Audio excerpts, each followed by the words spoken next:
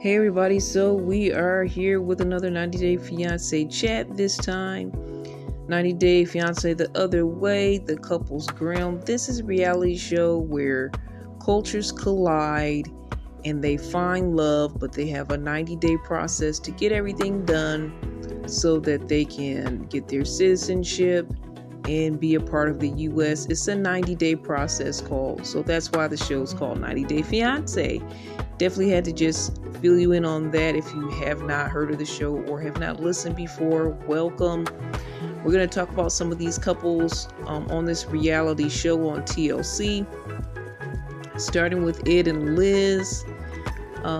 Liz is actually leaving at this point because Ed broke up with her. He cut off the wedding only, I think, a couple months before the actual wedding date. So Liz is hurt. Her daughter was involved and kind of got close to him. So, he talked to the daughter before they left and said, I'll always love you. Was trying to be kind to her. And the little girl looks so sweet. And I feel bad. She seems like a nice little, sweet little girl. She said she loved him back. So that was kind of a sad moment. But she may be better off not being in Ed's world, because he seems to be someone that can't make up his mind, and not sure if he'd be a good father figure for her. Liz is on her way out. She has to come back though and get the rest of her items, but she's going back to San Diego trying to figure out her life and what's next, while Ed stays in the house there. I forgot what city they located to, but she's going back, I believe she said, to San Diego. All right, Michael and Angela. Michael's from Africa, Angela's American, and she's got an age difference on Michael there. They've had their ups and downs, and she's accused him of cheating online multiple times. Not sure if it was ever verified. Can be somewhat hot-headed. They've been married, I think, since 2020. They're trying to get their paperwork finalized and actually do the interview process today on this episode, and she's trying to make sure he has all his stuff together. He's going to be going home with her. She has her daughter there and 6 grandkids, so he's going to be going home to a big family over there in America. Seemed a little bit chaotic. They seem like a lot of fun, but a handful. I don't think I'd be up for that trip. He did say he was kind of nervous about it, but he's all in. It appears to be in this marriage. Angela says she's the partier and he's the calm, level-headed old man type of person, and I totally agree. She got upset because he has paperwork and whatnot that he takes up to his interview, and he put a screenshot of them arguing about her accusing him of cheating. So she got upset about that, saying, that might mess up the whole process, and she was yelling at him before he left. But he left to go to this interview, and they're hoping, with their fingers crossed, that he can go back to America with her and become a citizen. So that's Michael and Angela's story. Next up, we have Jasmine and Gino. Jasmine confesses to Gino, hey, Gino, it's issues as far as him getting her kids up there to the U.S. She's already up there, and the way he did the paperwork didn't include the children. So she's still hurt about that situation. Her mother's going through cancer. She has a lot of things going on. She now has alopecia, which I don't know if I always knew that, but she's saying that it's getting worse because of the situation. So one of her friends introduces her to the pageant scene to kind of boost her confidence. And if you see her, she's had work done. She does seem like she could be a vain or a vanity type person, but she does have self-esteem issues, and she says that's part of the reason why she gets work done. But this pageant is really lifting her spirit and her mood. Gino is saying, well, this is great for you, but what if we have a kid? You might have to leave this pageant. So she confesses, I'm not ready to have a kid with you. I'm already have issues with the fact that I can't get my kids over here because you didn't do the paperwork properly. So why would I, put myself in a position? I'm not up for having a kid with you. Basically, she said it in a nicer way, but That's what she said. And I completely agree with her. I mean, he should be looking at the fact that her kids aren't there, how much it's hurting her, and that should be his first priority over having a child of her own or of their own with him, with each other. It's kind of not fair for her to try to start a new family, and she still has that family back at home that she wishes was there. So they fought a little bit about it, but it sounds like he's on her side. He's going to help her get through the pageant so that she can boost her confidence and get what she needs and hopefully be able to go forward. So that seemed to work out. Alexi and Lauren did a mommy makeover, which included a lot of plastic surgery, and now Alexi has to hold the household down. They had 3 kids back to back, basically. His parents, I think his dad and her parents are going to be helping, but once he goes back to work, he's still going to have to do the day-to-day with the kids, I guess, when he returns home. And it's a lot to have all those young kids and to have to manage them. So he's doing that and trying to stay with Lauren at the same time. When they did get to their hotel close to the doctor's office, she did tear up her food. She said she loves food, so she was up for eating, but everything else that needs to happen for her day-to-day life, he's gonna have to take care of every little minute thing, even helping her go to the restroom. So that's a lot, and he has to kind of juggle all of that.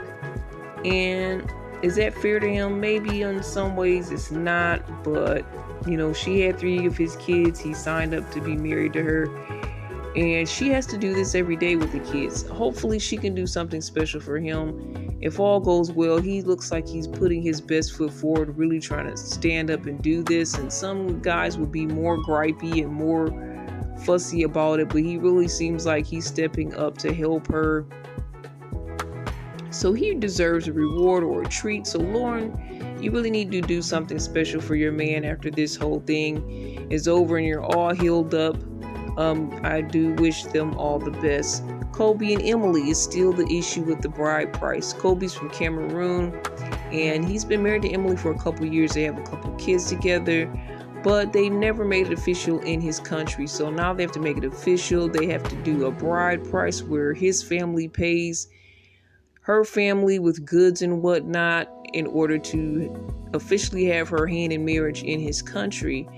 So Emily's mom's not up for that bride price. When they came to visit and do this whole transfer, I think it was Kobe's uncle who used the word property, which I was really like, yeah, I understand why now her mom was making a big deal about it, because I would never think to call anybody property. Like, now she's going to be our property and part of our family, and she's going to be ours and belong to us. And this kind of sounds scary the way that they're talking, even though I'm sure that it's not to that level, but the way that they are wording everything, it's like she's going to be ours and now she belongs to us. And even the mom was having concerns like, is she supposed to be a part of our family too? Are you guys just going to take her from our family? Like, it's just the wording and the way that they're saying things that kind of is creepy. So they're still discussing this whole bride price issue. The dad was kind of okay with it, and he was going to go along with it to respect their culture. But he started hearing that word property as well, and he was like, I don't know about this. So we'll see what happens with this whole bride price and paying for her to now be a part of their family. And he called her a white flower that they're going to pluck. That wording sounds very weird. I don't know. She is Caucasian and from America, but the whole thing just sounds odd. So we're going to see what happens. Furthermore, with his ceremonial things that they do in his country, I guess we'll find out. Nicole and Mahmoud, to me, is really sad, because Mahmoud finally made the choice. I'm going back to my country. Nicole showing her true colors. They got into another argument. She gets home all the way at 2 a.m. drunk. And, he's upset that she's done that. He has to see her phone and she won't let him. So he's seeing all these red flags and he's unhappy there. And I understand, I see Nicole, her true colors are really coming out, and she kind of just lives a little bit recklessly. And I understood, how she may have felt like she didn't have as much control over her freedom of expression, how she dressed when she was in his country. And he was a little tight on her, and they always fought about clothing. But to go to see the scenario when he's now in her country, I just think it was really wrong how she's treating him. If you have a spouse now, you don't come home at 2 a.m. unless you tell them and it's an emergency. This is not a normal thing to do. But even the other time when he was supposed to meet her friend, she came home late. She was drunk and she was drinking even more. She was rude to him. So he said, they kept fighting back and forth over these last 10 years, and he kept threatening her with divorce, and she kind of got over it because it was just a threat. But at this time, he's like, I no longer have feelings for you. Basically, you showed me that you don't love me by the way you're treating me here, and you're showing me that, you have all the control now that we're in your country, and this is what you're trying to show me. And it doesn't feel good, and it doesn't feel right. So he met someone at the mosque, and he's going to try. Because he's Muslim, and they have a culture, especially where the women's supposed to dress a certain way. But he met someone at the mosque, and he's going to try to get some help to stay somewhere for that night because she told him to leave. And it looks like it could be over between those two. But I mean, Nicole really surprised me, showing, what she's about. If she's that type of woman that's out partying all the time, in the bars all the time, drunk, hanging out with her friends, even if she's not doing anything with anyone else, she's not being considerate of their marriage or their relationship, even though they were kind of on the outs. There's things that she could have done to show that she wanted him to stay, but she's really just pushed him all the way out the door. And it could be the end for Nicole and Mahmoud after 10 years. When I think about it, she's 40, he's 31. He was quite young when they got together. She must have been about 30, and he was 21 when everything started. And so she's dealing with somebody that's almost was like a boy to me, in my opinion. And even though he tried to put his foot down on certain things, I do see that he was acting as more boy-like, and he was respecting her almost on some level as an elder on some level. Because look at their age difference. Even though it doesn't look huge, it doesn't look as bad now that they're older. But seeing he was just getting in his 20s, and she had just become 30, and we all know the male-female dynamic of how women, mentally, we age faster than men. And it's just, she was dealing with somebody that was really young, inexperienced, didn't know about America. And he was trying his best, and this is basically how she leaves him. So I wish all the best for Mahmoud, and hopefully he finds love, and I don't know what to wish for Nicole. I don't know if should be married to anyone with her behavior and her attitude. I don't think anybody from any country, any husband will be cool with the way she's been behaving and mistreating the situation. So I don't know what to wish for her, but I do wish Mahmoud the best. I hope that he does find love. I hope that they follow him. I don't know if he's going to go on single life or what. They may not do that because of his Muslim culture. But I mean, they can, because I do believe that they do usually fix up people like in arranged marriages and whatnot. I mean, we could see that whole process, which I think might be interesting within his culture if they decide to do that. I hope the best for them. I can't say that I'm rooting for them in that way, but I hope that everything works out the way that it needs to. I don't think cheating was involved, because that's, as a person of faith, biblically, that's like the only reason you should get a divorce. But I know there's other extenuating circumstances that aren't listed in the Bible. I believe domestic violence would probably be one of them, where you might want to leave if your life is at stake. That's something that you don't want to take for granted. I'm sure other things that might be life-threatening, that would cause you to not stay in a marriage, I think that could be grounds for divorce. When you think about cheating, that can also be life-threatening, especially if it's unprotected. You don't know what your spouse is bringing back to you, so that could be life-threatening even as well. But I hope everything works out the way it needs to, and all the best for all the couples. Ed and Liz, they've broken up already. Nicole and Mahmoud seem like they're on the outs, and it looks like it's come to an end. Finally, Rob and Sophie, when it comes to endings, they went to get therapy. He told her he'd like her to dress up in the bedroom. So they went to go look for some outfits for her to wear. So they went to a shop for couples and picked out some things, and she picked out something for him to wear. She felt like it's only fair if you're going to pick out something for me, I pick out something for you. So she kind of picked out what she was going to wear, and she picked something odd and weird for him to wear. He at first did not want to wear the whole thing that she wanted him to wear. So he just did the top portion, which made sense depending on what she really wanted him to wear. Some type of strappy looking thing. I don't know, but he wore it. She came out. She said she couldn't wear the skirt because it was going to show off too much of her lower half. So she put on the top. She comes out and he's like not impressed, saying, that just looks like something that you would wear anyway. And he just made her feel bad about the situation, that she's trying and making an effort, and he was just saying, oh, that's something that you could have worn anyway. That's not nothing special.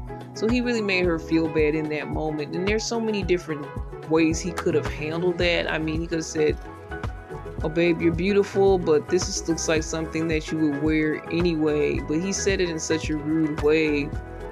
And he should have led with, hey, babe, you look beautiful, but let's find something that's more provocative or something that's more what I would like to see you in. But he didn't do that. He just kind of bashed the whole thing. And, this is something new to her. I don't know if she's done that before, but first time that she's actually probably tried on outfits in front of someone in this type of way. And it's going to be on camera on national TV. So he could have been a little bit more forgiving and caring to her in that situation and scenario, but he didn't. She's tired of him being mean and rude. And then when she just goes out to the car and is like, let's just go.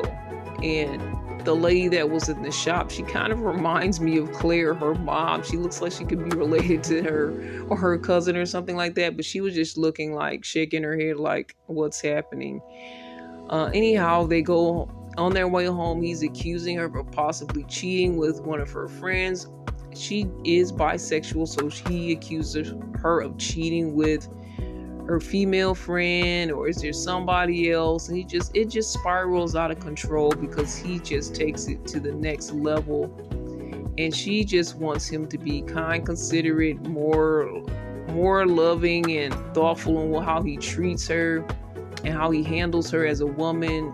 He's just a little bit too harsh on her and just treat her maybe like she's another dude. And when you talk to a woman, like, you don't ever it's just like telling a woman that she looks fat or something in an outfit. It was almost close to that scenario when you think about it. As a woman, I totally understand where she's coming from as far as how he treated it. She's trying to make the effort. He's saying this is nothing and just making her feel so small. And he doesn't realize what he's doing. He's being very literal. And I understand how guys don't always get it. But he's not trying to see her side. He's not apologizing well. He said he was sorry, but then he starts fussing at her again like he's her dad or something. Again, she's 24, he's 33. There's an age difference there.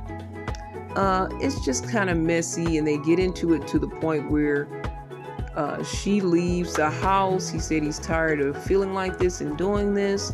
She leaves the house. She's crying. And it looks like that, it's the middle of the night while she's walking out of the house too. And she's walking through the streets. So it's kind of a mess. And I don't know how things are going to end up. But I too hope that they can work this out really, but it's certain couples where I feel like I wish them the best. Certain people like Ed, who kind of pushes all his partners away, even admits it. Or I'm saying, maybe this just shouldn't work out. But when there's a will, there's a way.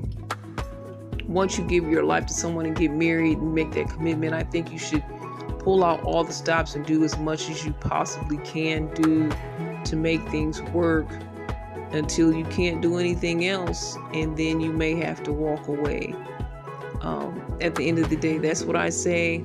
But these couples are going through it, and I'm not going to wish them the end, like, hey, you just let it be over, you guys are done. But at some cases and at some times, that's what it needs to be. But I'm going to continue to root for love, root for marriage. And once you tie the knot, it's something that you can't take lightly. So I'm hoping the best for the couples. And this was a pretty decent episode with a lot going on. And I can relate and I can connect to some of the things that are happening and some of the things that have happened. But I wish them all the best again. And I wish you guys all the best. Thanks for hanging out with me as I do this little recap chat. And all I can say at this point is I'm rooting for you. I'm rooting for love. And all the best. God bless.